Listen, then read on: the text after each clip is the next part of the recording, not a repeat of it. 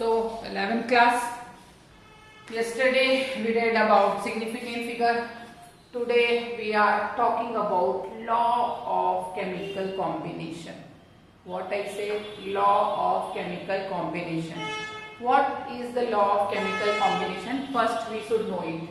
Every chemical reactions occur according to certain rules.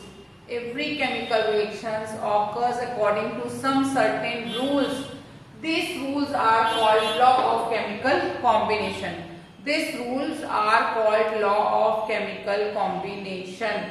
Not a single reaction will take place without following any rule. It definitely follows some rules and then the reaction will occur. That's why some certain rules are known as law of chemical combination. So the first law is law of conservation of mass. The first law is law of conservation of mass given by Mr. Lavoisier in 1744. The first law is saying reaction take place. What is happening, just feel it, okay? Whatever I am saying, just feel it. When a chemical reaction takes place, when a chemical reaction takes place, the total mass of system will remain same before and after the reaction. Means before whatever the mass was there, after the mass will be remain same. After completion of reaction, the mass will remain same. Come to the example. I am talking about HgO, mercuric oxide. When I am hitting mercuric oxide, it is converting itself into mercury and oxygen.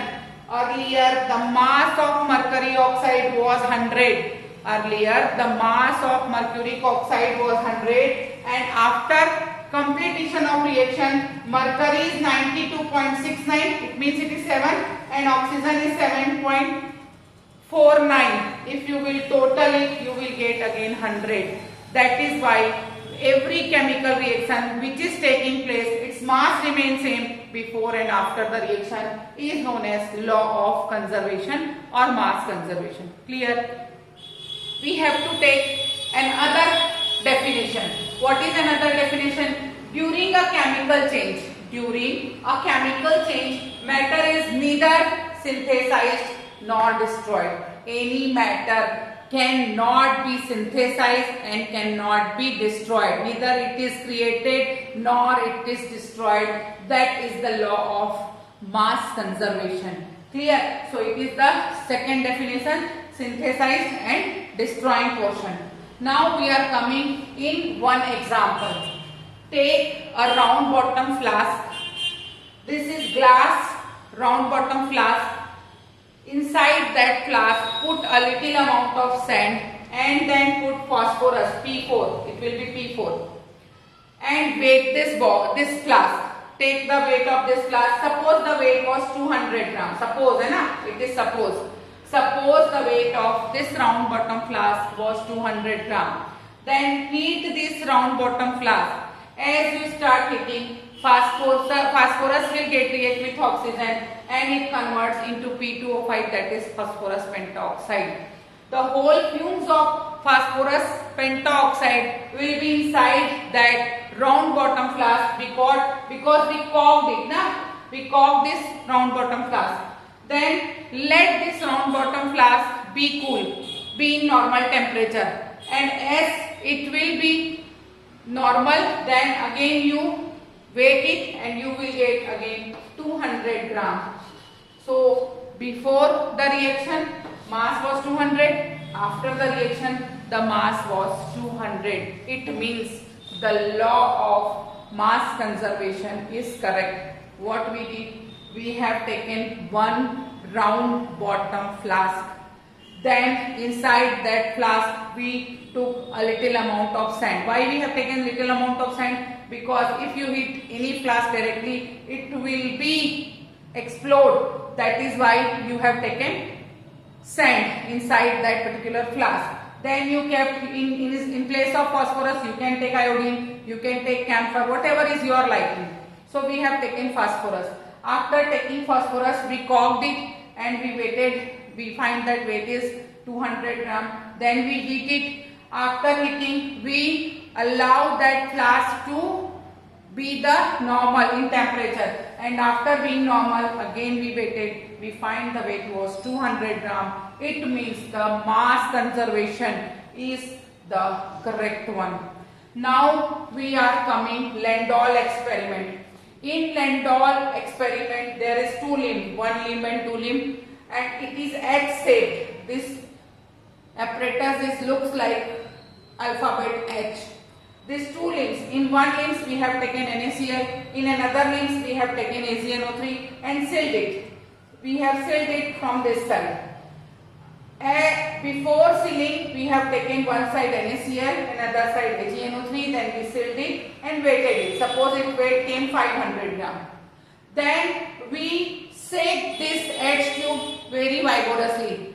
We shake this H tube very vigorously. This seal is totally broke, and now the reaction will take place. That will be AgNO3, NaCl gives AgCl plus NaNO3. Means chemical composition can be changed, but mass will never ever change. So states can be changed. It may be solid, it may convert itself into the liquid, into the gas, but mass will remain same. That is the mass of conservation. And after shaking, again you weight it, and again you find the weight of that H tube was remaining 500 gram. So this practical is confirming that the mass conservation is a correct law. This practical is confirming it. It is not necessary that always you take AgNO3 and NaCl. You can take what? You can take BaCl2 plus H2SO4. So it will be BaSO4 plus 2HCl. Whatever chemical you need, you can take inside these limbs. Then seal it, then shake it, and find the mass. Before and after, mass will remain same. The mass which is remaining same is indicating that the law of conservation is correct.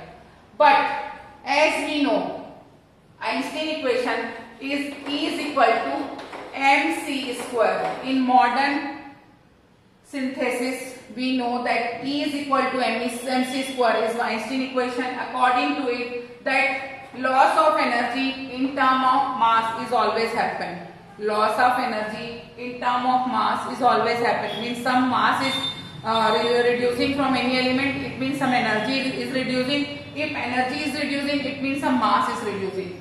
On this basis, this law is okay in chemical reaction happening in the lab.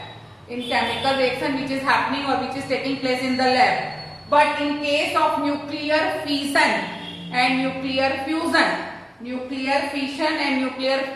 which is nuclear reaction, this is wrong law. This law is wrong according to nuclear fission and fusion, because during the nuclear fission and fusion you can produce and you can destroy any element.